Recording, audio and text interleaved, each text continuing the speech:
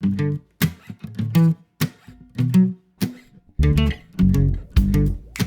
to Raise the Line with Osmosis.org, seeking solutions with leading experts on how to increase healthcare capacity so people can get the care they need during the COVID-19 crisis and beyond.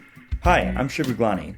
Recently on Raise the Line, we've been giving extra attention to the issue of burnout and helping listeners become aware of various approaches to managing the stress, fatigue, and negative mental health impacts experienced by many who have been providing healthcare during the pandemic. Today, we continue that focus by welcoming Patrick McKeown, a leading expert on breathing, best-selling author, and CEO of The Oxygen Advantage. Over the past 2 decades, he has provided breathwork training and mindfulness coaching to thousands of people to help them improve sleep, overall health, mental focus, and performance, and he's trained hundreds of breathing instructors. So Patrick, thanks for taking the time to be with us today. A pleasure. Great to be here, Shiv. So I'd like to start first with learning more about you and what got you interested in the subject of breathwork and breathing. Yeah, it's like many things, it's very much left of field. So it's not a career choice that your parents are going to encourage you to go into. And mine didn't. But I fell into it by accident. I had asthma growing up as a young kid into my teenage years. And I found school very difficult. And it wasn't because I wasn't necessarily bright, but my problem was my sleep was a huge problem. I never equated my asthma and my stuffy nose to my sleep disorder breathing. And I never equated my sleep disorder breathing to falling asleep in class. It was undiagnosed. Nobody told me if I was stopping breathing or snoring heavily. I was waking up with a dry mouth in the morning. And I got through the education system, but it took a lot of work. I was very driven to do well. So, when concentration is impacted, it takes a lot of work because even though you're putting in the hours, you're not necessarily putting in the quality of work. So it was in 1997, 98, I was in the corporate world then, and I wasn't doing so well in that either. I felt highly stressed in the corporate world. I used to dread going in of a Monday morning, and I was in middle management because I did get into a university. I got my business degree, and it was one of the better universities in Europe. But I wasn't shown how to deal with stress. And that was my personal journey. I read a newspaper article, and the article spoke about 2 things: breathe through your nose and breathe lightly. And I was doing neither. I was chronic mouth breather. I was that bit faster breather, chest breathing, harder breathing. So my system was in total sympathetic drive, where it impacted sleep, dysfunctional breathing patterns, and my physiology was off. So, it was no wonder that I couldn't cope with the corporate world because it wasn't necessarily the stress of working in the company that was the issue, just my reaction to it. So I started putting all this stuff into practice, and it made a huge difference to my life. Now, like my asthma symptoms reduced by about 50% in 1 week. And I know that might sound a little bit, people are saying, is he telling lies there or not? I'm not. By making simple changes to my breathing. My sleep, I tape my mouth closed that night. Now, I use nasal dilators as well, just in case anybody is thinking it's totally off the wall. So I had nasal dilators to open up my nose, and I taped my mouth closed using 3M 1-inch micropore tape, which I picked down at the drugstore. And the first morning waking up, I don't notice much of a difference. I can't say, but the second morning, I woke up and it was the best night's sleep I had in about 15 years. So it was a couple of years later, I decided I'd love to work in this field. So I retrained and went to Russia, and I met Dr. Konstantin Buteyko there. And I learned his technique and started teaching it then primarily for people with asthma, and then people with sleep issues, people with anxiety and panic disorder, then working with a lot of kids. And then in 2014, bringing it into athletes. And just even Monday, for example, I was working with an elite group of snipers and teaching them how to change states, but even going as far as changing breathing patterns and when to pull the trigger of a gun. So you see that the application of breathing is really amazing. And I think every human being, Shiv, we should know how to change our states. Sending these kids to school and going into the workforce, not being able to deal with situations, going into that fight or flight response. And the one thing about the breathing is we can have some degree of control over our physiology. Yeah, no, absolutely. It's a fascinating subject, and there's been a sleep revolution over the past decade where people, like former Raise Line guest Arianna Huffington, has written a book and popularized this issue of sleep, and they've said things like we spend a third to a quarter of our life sleeping, but we don't spend enough time thinking about sleep hygiene, and now more people are thinking about it. It's on our watches, are tracking, etc. I think breathing is still not where even sleep is, even though we spend all of our Yeah. life breathing. And even that difference of nose breathing versus mouth breathing was There's news no to me like comparison. 6 months ago. Ariana Huffington has missed the elephant in the room, as has Matthew Walker. And the vast majority of books, when you look at sleep, how are they missing out on nasal breathing? And it's not just me, because I'll give you this story. I was in Bordeaux, I was giving a talk. And, again, I give a talk. I go to the World Sleep Congress in Rome. I give a talk there on the 16th of March next week. And I remember I was giving a talk in Bordeaux, and Dr. Christian Guilleminault stood up in the room. And the individuals in attendance there were primarily healthcare professionals. Dr. Christian Guilleminault coined the phrase obstructive sleep apnea. He developed the apnea-hypopnea index. He's a French doctor who was based in Stanford. So he's considered one of the founding fathers of sleep medicine. And he said to the doctors, doctors, you have missed the elephant in the room here. And it's the importance of nasal breathing during sleep. He has written papers on this, which you'll find in PubMed, especially in the pediatric population, but not just limited to the pediatric population. And he says, the only valid and complete correction of pediatric sleep disorder breathing is restoration of continuous nasal breathing, both during wakefulness and sleep. And he said it, but it hasn't trickled down. And the problem with this is it'll take 20 years, So he started in 2015. So by 2035, we'll have a growing awareness of the importance of nose breathing during sleep, even though this has been written about for hundreds of years. There is nothing new in this, Shiv. Well, I mean, that's again a theme. It's like people like you are popularizing things that we've known about for hundreds of years that just have kind of fallen out of the public consciousness. And so, for our audience, many of whom, like me, are training or trained in medical school or other health professional schools, what are some of the core tenets of the oxygen advantage? I know I practice the Bolt score method. Our audience may not know what that is. Breathe light to breathe right is another one. One thing I love about your book is not only how simple the scientific explanations are, but all the exercises you include at the very end. I was doing the Audible version, which are very easy to put into practice. So maybe give our audience a rundown of what are some of the core tenets of your method. Sure, yeah. It comes with a measurement known as the Bolt, and the Bolt stands for body oxygen level test. And basically, this is a simple measurement you do while sitting. So if you're sitting down for about 5 minutes or so, just with normal breathing, and then take a normal breath in through your nose and out through your nose. You pinch your nose with your fingers and you time it in seconds. How long does it take until you feel the first definite desire to breathe or the first involuntary contraction of the diaphragm? And of course, the diaphragm breathing muscle is also linked with muscles in the throat. So it might be like a sensation of a swallow.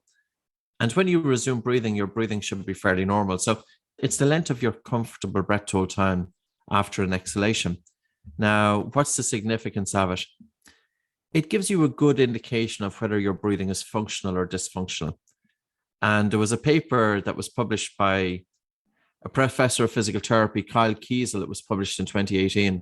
He looked at a sample of 51 individuals, and he looked at their breathing from a biochemical point of view, a biomechanical point of view, and also psychophysiological point of view, because breathing is multidimensional. And it's more complex than just saying to a person, breathe low with greater recruitment of the diaphragm. That's only one aspect of it. But his conclusion was that, the problem with screening for breathing patterns is because it's multidimensional. And by the time that you've done the biochemistry test and biomechanics test and psychophysiological, there's a lot of time spent. So he wanted to develop a simple screening tool. He used the breath hold time. And his conclusion was that if your breath hold time, if it's greater than 25 seconds, there is an 89% chance that dysfunctional breathing is not present. So in other words, the objective is to have a minimum goal of 25 seconds. Now, again, this has been written about since 1975 with Stanley. Nishino wrote about it again in 2009. And there has been a number of studies looking at using breath holding as a means of assessing breathlessness during physical exercise. So, for example, people with cystic fibrosis, people with asthma. So normally the lower your breath hold time during rest, the faster the respiratory rate. And also you're more likely to be upper chest breathing. And you could also, for example, then have chronic hyperventilation syndrome. And I understand that it's a gray enough area, chronic hyperventilation syndrome. You would think that it's black and white, but it's not per se. It's when minute volume is obviously in excess of normal metabolic requirements to cause a lowering of carbon dioxide. But researchers back in 96 discovered that you could have individuals hyperventilate. And if you kept their carbon dioxide constant by rebreathing carbon dioxide, you were still able to produce the symptoms from hyperventilation. So it's not just the gas per se, but it's also the behavior of the breathing pattern. And I think it really comes back into what we were talking about earlier on. I remember getting into difficult situations, as we all do. And my physiology was already stuck in that stress response. It didn't take much to push me over the edge. I was already there. And I was listening to a podcast by Dr. Rangan Chatterjee. He's a UK-based doctor. And he was interviewing a brain surgeon called Dr. Rahul. And Dr. Rahul said, so you can imagine Dr. Rahul's brain surgeon now is a pretty tricky occupation. And I couldn't imagine anything that would be more trickier. But Dr. Rahul says, when I get into a tricky situation, the first thing I do is prevent myself from hyperventilating. And people think that I'm born with nerves of steel. And of course the doctor knows it because he knows physiology. But not so many people know that. How many people, they get into a difficult situation, their normal response is that they're reacting with this faster breathing pattern, harder breathing, upper chest breathing, irregular breathing pattern. And all of this information is conveyed from the body up to the brain. And the brain is interpreting that the body is under threat. And all the brain wants to do is to protect the body and get you out of this situation. So the very time that you need to be able to plan and come up with a good decision and have a clear level head, you can't because your brain wants you to get out of there. So what do we do? Whenever we get into a difficult situation, bring our attention onto the breathing and always think of the exhalation. Because if we have a fast exhalation, it's a stressor. And if we have a really relaxed and a slow and a gentle exhalation out through the nose, the body is telling the brain that everything is okay. And the brain will in turn send signals of calm back to the body. And this could be based on the vagus nerve, but there could be other stuff going on as well, because in 2017, scientists in Stanford identified a new structure in the brain, in the locus coeruleus, and they said that this structure is spying on your breathing. So the speed of how you breathe is going to influence your state. And I, as a chronic mouth breather, I was breathing faster and harder all the time. So anybody who's listening to this, if you have a Bolt score of less than 25 seconds, it's a sign that your resilience may not be where it should be at, that you can improve on that. And I would say definitely for people, work to improve your Bolt score. But I'd come back to this, Shiv. Mindfulness is wonderful and people talk about mindfulness and it gets all of the attention. I worked teaching mindfulness and functional breathing in 2010 to 2013 because Ireland was falling apart economically here. 3,000 people came to short courses that I was doing over the 3 years. I asked how many people, these were people with panic disorder and anxiety. And 75% of this group has dysfunctional breathing patterns. That's the literature, 75%. And cognitive behavioral training will not change breathing patterns. But I asked this group, I said, how many of you have done mindfulness or meditation? And how many of you still continue to do it? Maybe 5 to 10% of them had at one point done meditation. How many of them continue to do it? Hardly any. And I was just wondering, here is a group that really needs mindfulness. They really need meditation. But if I was in their position with dysfunctional breathing and poor sleep, the last thing that I'd want to be doing is paying attention to what's going on in my mind. So one aspect here is that we have to look as anybody that if we have high stress or a racing mind, the first thing to get right is get our sleep right. We will not get anything else right unless sleep is right, because even if we wake up feeling groggy in the morning, we're going to be more irritable. We're less likely to be able to deal with difficult situations. But tied in with that is functional breathing. And when I'm talking about functional breathing, I'm talking about breathing from a biochemical point of view and a biomechanical point of view, but also to look at the autonomic nervous system to bring that balance in terms of the stress response and the body's relaxation response to improve heart rate variability. But then to bring in breath aware, bring in body aware, bring in mind aware. Mindfulness is great when you get the basic tenets right. And we have to also bear in mind that there's such a connection between breathing, the emotions, and sleep. We can't isolate either one of them. If your sleep is off, it's going to impact your stress levels the following day. If your stress levels are high, your breathing is off. If your breathing is off, your breathing is faster and harder. That feeds into your stress response. But also, if your breathing is faster and harder during wakefulness, you're going to be breathing faster and harder during sleep. And there's increased turbulence in the upper airways. This can contribute to snoring. It can also contribute to obstructive sleep apnea. Because how many of us have sleep disorder breathing, but it's undiagnosed? And we're not great at going to our medical doctor. This is the reality of it. I've been once to my medical doctor in 20 years, okay? And on my heart on that one. And when I ran into something and I split my head, and I'm nearly 50 years of age. So, but we are the very group of people who are most susceptible to sleep disorder breathing. But we're not going to our medical doctors. So we're not getting the diagnosis that we should be getting. But we are going to the dentist. And I think there has to be a better relationship between the dentist and the medical doctor.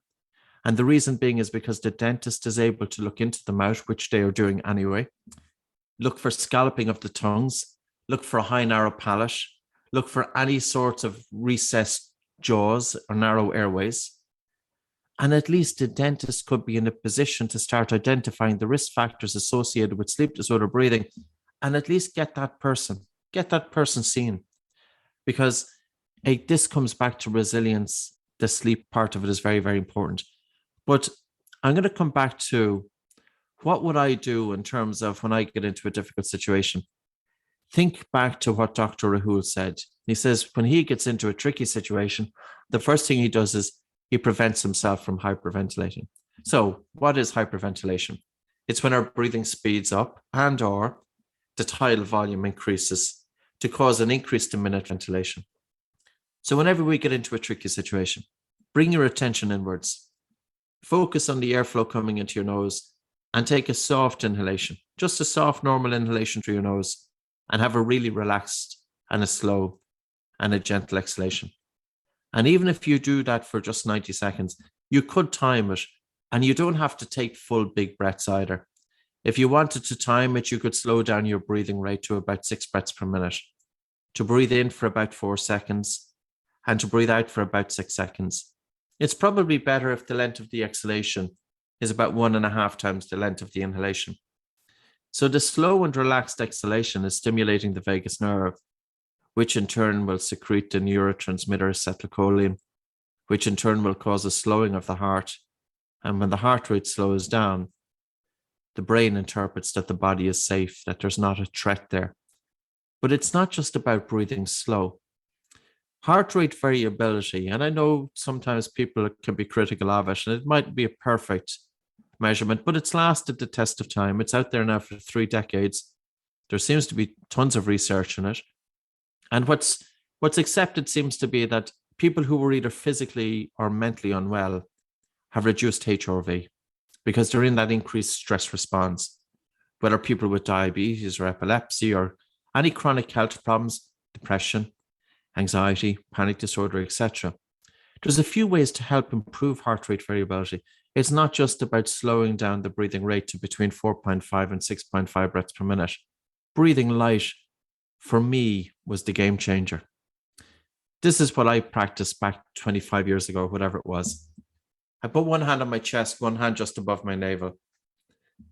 And I deliberately underbreathed, and not be worried about whether you're breathing upper chest or diaphragmatic. Don't worry about that. But with your hand on your chest and your hand just above your navel, take a really soft and slow, gentle breath coming into your nose, almost as if you were hardly breathing any air into your nose. And then have a relaxed and a slow and a gentle exhalation. And then you're taking a really soft and slow and gentle breath coming into your nose, and a relaxed and a slow and a gentle exhalation. And the whole purpose with this exercise is to soften the speed of your breathing to the point that you have air hunger, not by holding your breath, not by freezing your breathing, just by simply softening your breathing, taking a really soft, gentle breath in. When you take that breath into the nose, can you breathe in almost that your breath in is imperceptible, that you're hardly taking any air into your nose? And on the exhalation, you're having that relaxed and a slow and a gentle exhalation. So with that exercise, we're targeting the biochemistry dimension of breathing. And we're doing it correctly when we feel the air hunger. Now, 3 to 4 minutes into that exercise, it's very common that people noticed increased watery saliva in their mouth.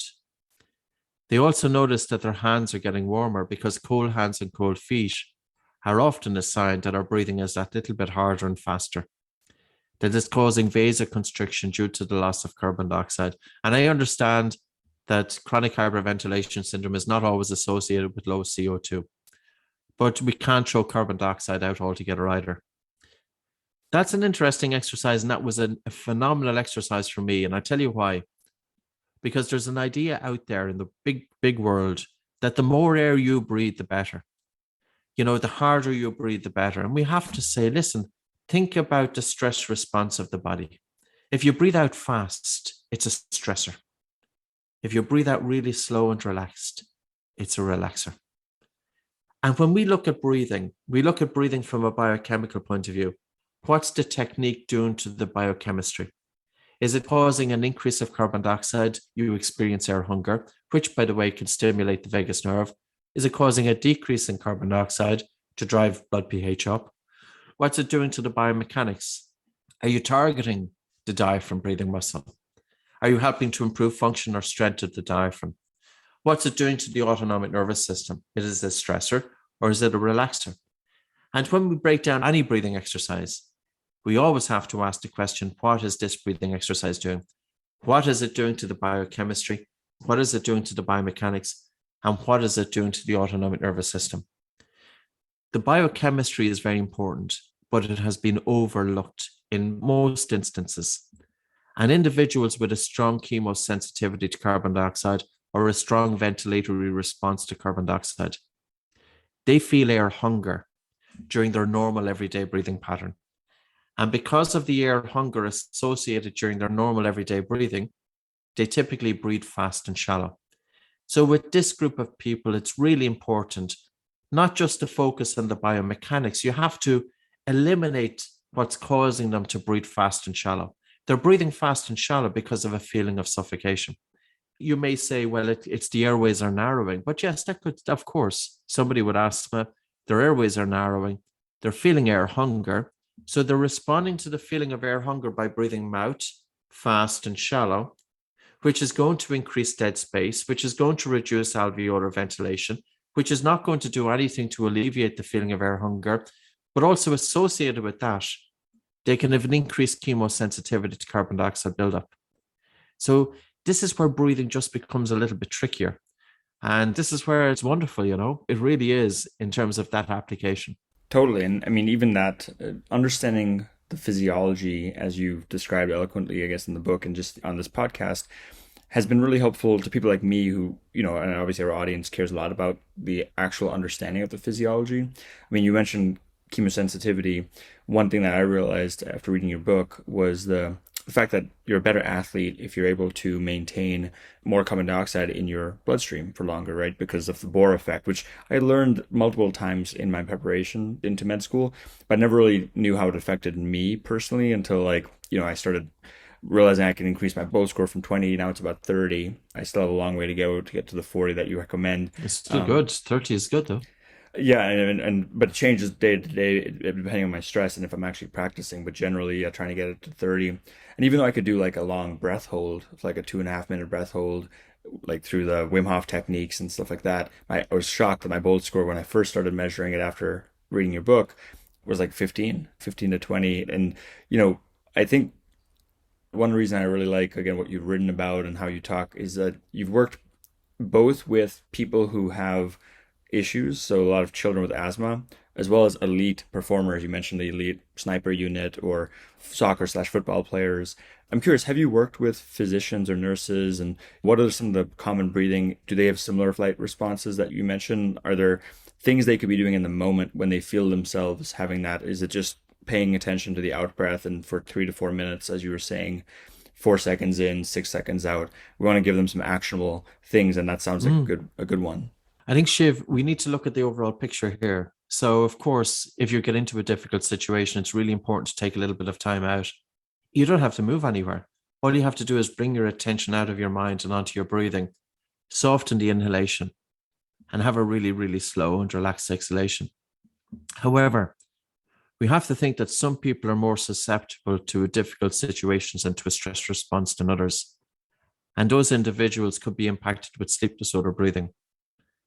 It starts off with sleep, and it starts off with waking up with a moist mouth in the morning. But also, if you're overstimulated during the day, it can be quite difficult to fall asleep so readily.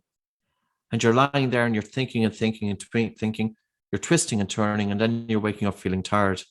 So it's very important to be able to down-regulate before sleep. And I'm not just talking about don't be looking at your mobile phones and having an airy bedroom, a cool bedroom, and all of that stuff. That stuff is great. But down-regulate your physiology. So the last 10 to 15 minutes before you go to sleep, sit in a nice, comfortable chair. Put one hand on your chest, one hand just above your navel, and really start slowing down your breathing. Taking that soft breath in and the relaxed, gentle breath out. And do it to the point that you have air hunger. You know that you're down-regulating if you experience increased watery saliva in the mouth. Because, of course, we all know that when the body is ready for the digestion of food, we have increased watery saliva, so we've activated the body's rest and digest response. You'll feel groggy. You'll feel tired. Have your mouth closed. Have your bedroom airy. Have a silent bedroom, cool bedroom, dark bedroom. Great. Waking up feeling alert. Great way to start the day. With that, work to improve your BOLT score. And when you do physical exercises, people are doing it because the most important first thing here is to develop habits. This is not a breathing practice that you're doing while sitting on a mat. This is something that I need people to be bringing into their everyday life. You go for your walk.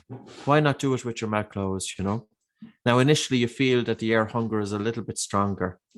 And that's normal because there's an increase in carbon dioxide in the blood when you do your physical exercise with the mouth closed, because carbon dioxide is not going to leave the body so quickly through the lungs. But if you continue doing your physical exercise with the mouth closed, the air hunger diminishes.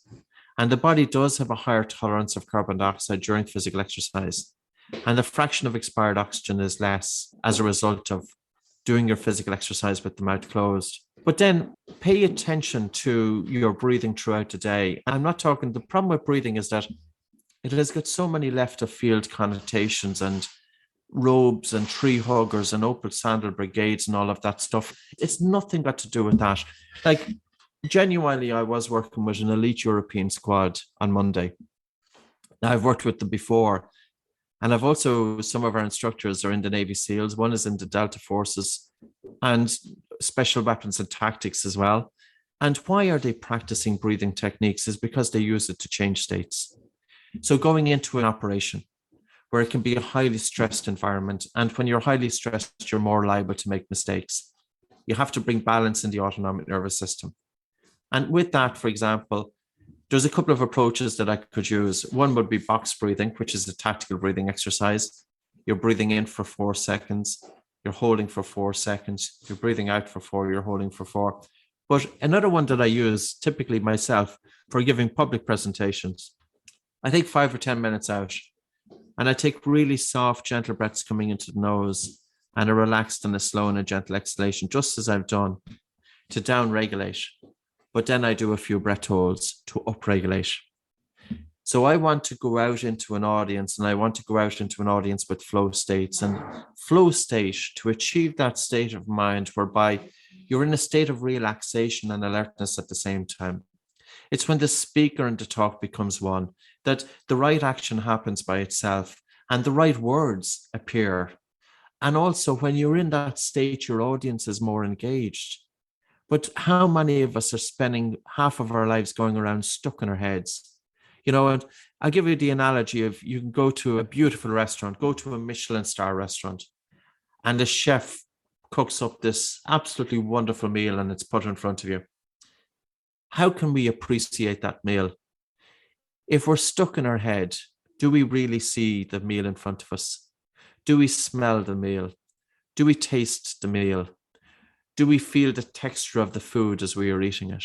Because if we are stuck in our head, we are not savoring or appreciating, we're not experiencing that meal because our attention is stuck in our head. When we bring our attention out of the mind and into the breath, onto the breath and into the body, into the present moment, We see and we truly see. We taste and we truly taste. We feel the meal. We smell the food. And it's a wonderful way, but it's not just something that we do in specific situations. It's something that we want to bring into our everyday life. Because I could imagine the stress that medical doctors, the time demands on them, the long shifts. And number one is you don't want to be living in your head because it's draining of energy. You're more likely to be in that increased stress response. And having some of your attention on your breathing, and also having a higher bolt score, that you have lighter and slower breathing all the time, that you're more resilient, that you've got increased heart rate variability, that you've got improved sleep quality, but you also have the attention to do what you're doing. Because any of us that go into a job, if our attention is stuck in our head, we don't have order of attention doing what we're doing. And when I talk about attention, I'm talking about 100% of undivided attention on the task at hand. But education doesn't teach us this. Who was teaching us how to concentrate? Education teaches us how to think. It doesn't teach us how to stop thinking. It doesn't teach us how to be able to switch off. And what is concentration? Well, concentration is our ability to hold our attention on that one thing. And our attention span is the length of time that we can hold our attention on one thing. And nowadays, there's so many distractions that the mind has literally become almost that we are drowning in thoughts, that our attention is consumed by every multimedia platform and social media platform, all devouring our attention, but seldom do we give ourselves some attention. So on Monday, why would a group of snipers want to know about breathing? When they go into an operation, they want to be absolutely there in the present moment. But their ability to be focused on what they are doing in that situation is dependent on their attentiveness outside of the situation in their everyday life. They need good sleep. They need functional breathing. They need resilience. There's no point in going through the emotions of spending our everyday life going around drowning in thoughts and then expecting to be attentive when we need it. No, it happens outside of the workplace. It happens in our everyday life, but the benefits are even more. And I think I'll talk about the physiology. So working with snipers, every time the heart beats, it puts the finger off in terms of it will knock off the target. So when I was initially asked to work with this group, I says, well, how could I think of the physiology here and what's happening with the breath? Because I was brought in only one thing: how to breathe when pulling the trigger of a gun. That's all I was brought in for. So I said, okay, should you pull the trigger of the gun during the breath in? During the inhalation, would you pull the trigger of the gun? Or would you breathe in and then hold your breath at the top of the breath and pull the trigger? Or would you breathe out and halfway throughout the breath on the exhalation, do you pull the trigger? Or do you pull the trigger at the end of the exhalation or expiration? During the inhalation, the vagus nerve is stepping back. The foot is taken off the brake. So it's more sympathetically driven and the heart rate is increasing. That's not when to pull the trigger because there's a little bit more of a stress response. During the exhalation, especially if you have that prolonged and relaxed and slow exhalation, it's very much under the control of the body's relaxation response. The vagus nerve is stimulated, secreting acetylcholine, the heart rate is slowing down, and the time to pull the trigger is in between heartbeats, because every pulse of the heart is knocking the finger off target. So a good sniper has to have absolute focus. They cannot have their attention stuck in their head. They have to have their total attention on the target in front of them, and also to be aware of their physiology and to be following the breath, taking that very soft breath in and that relaxed and slow, gentle exhalation. And just towards the bottom of the exhalation, you pull the trigger. That's changing states. And those same ideas I could have done with those when I was doing exams at university. I'll give you this example, Shiv. And I know I'm probably talking too much. And you'll say, I'll never bring this guy on again because I'll never get a word in. No, edgeways. It's fascinating. I mean, so, I feel I'm learning so much and you're answering all my questions before I can even ask them. But yeah. Oh, that's good. But it's simple stuff. I remember going to do my final exams, and you know what? I don't consider myself ever having anxiety, but I did have poor concentration. I was feeling stressed going into the exam. And I took a walk before I went into the exam hall. I went for a walk to clear my head. For about 3 or 4 minutes, I took these full big breaths, because this is the idea that we often hear out there. We hear it across so many modalities. If you're stressed, take the deep breath. And I remember walking into the exam hall and I was not there at all. I was lightheaded. I was spaced. I can remember sitting down. I couldn't gather my thoughts. It was the worst thing possible that I could have done. In actual fact, I should have done the opposite.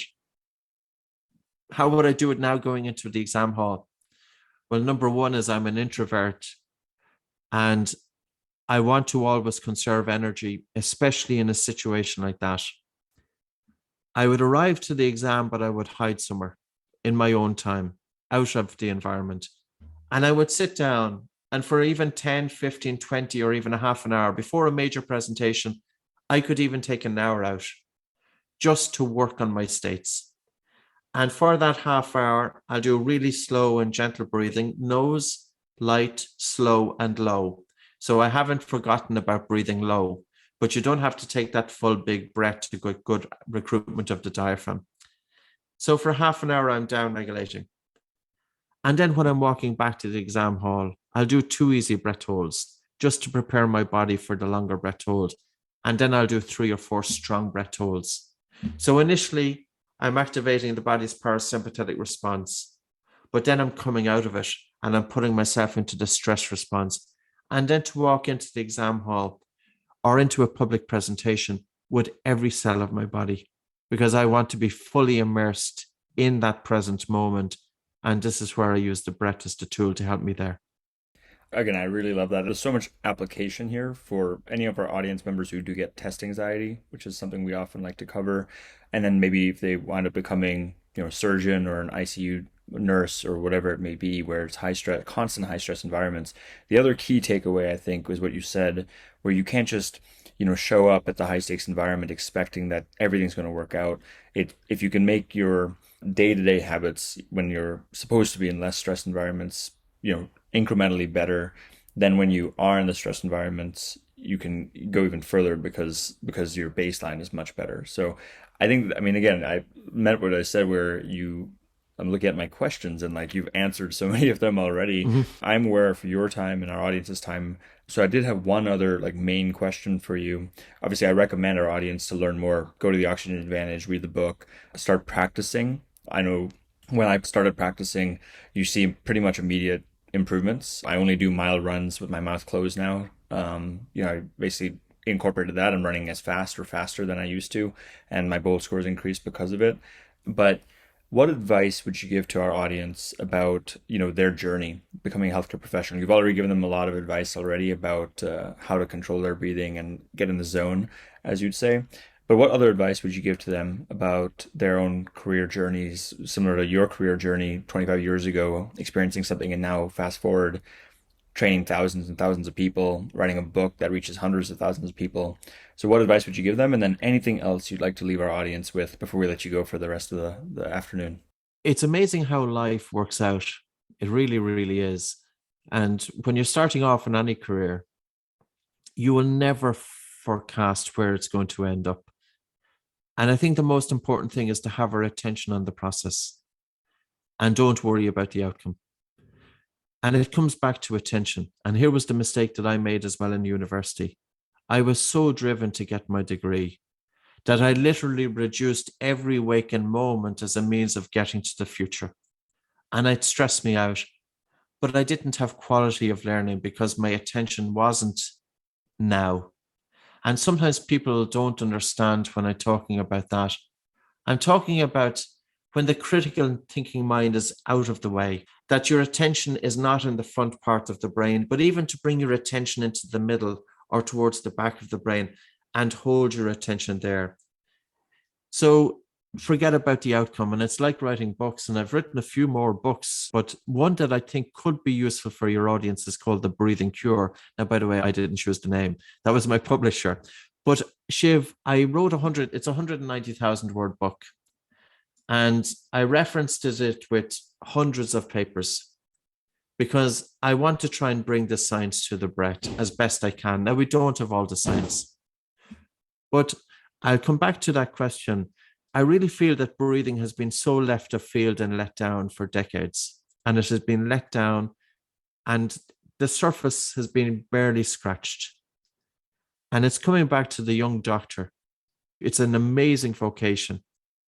And if you're suited to that, it's absolutely tremendous. I could imagine of no better, but I would focus on the process and allow it to happen. And if you're giving it your best shot, it's going to happen. But also think of your physiology and think of your sleep and think of your states. And for me, it has been a wonderful, 25 years I'm working with the breath for myself. Okay, 20 years teaching it, but there's not a day that I don't connect with my breathing. And it has given me a softer life. The highs are not so high. Yeah, we get a book contract or whatever. Great. But the lows are not so low. Of course, you have bad days, but you recover. That life is just softer. And there was a doctor, a Harvard doctor, Gilbert and Killingsworth. They did a study of this via an app called trackyourhappiness.org. And I think they tracked 250,000 data points. And they asked the question, are you doing something, but are you thinking about something else? So one of the very basic thing is you could be brushing your teeth. You're brushing your teeth, but you're off on this train of thought. And they found that the wandering mind, human beings, very much of a wandering mind, but people whose minds wandered the most were least happy. The doctor who was able to hold their attention, the doctor with functional breathing and with deep sleep will find it a lot softer. And I would say they will thrive. Yeah, equanimity, awesome. Great advice, especially in a career where it's always the next step.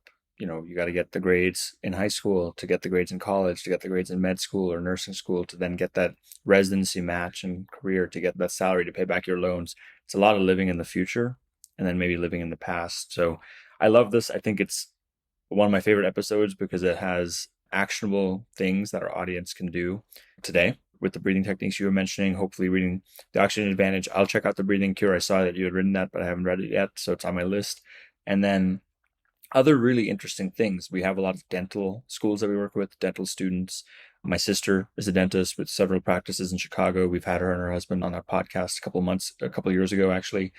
And this whole idea of dentists could be the first line of diagnosing or helping with disordered sleep because of the ability to look at signs of that in the oral cavity. So very fascinating, Patrick. I really appreciate your time and obviously the work that you've done to bring breathing to the forefront. And my hope is that this elephant in the room you mentioned will no longer be an elephant in the room. It'll just be an elephant and we'll understand it and our audience will practice it and then be able to share that with their patients as well. It's a pleasure, Shiv. Thanks so much. Thank you. And with that, thanks to our audience for checking out today's show. Remember to do your part to flatten the curve and raise the line. We're all in this together. Take care.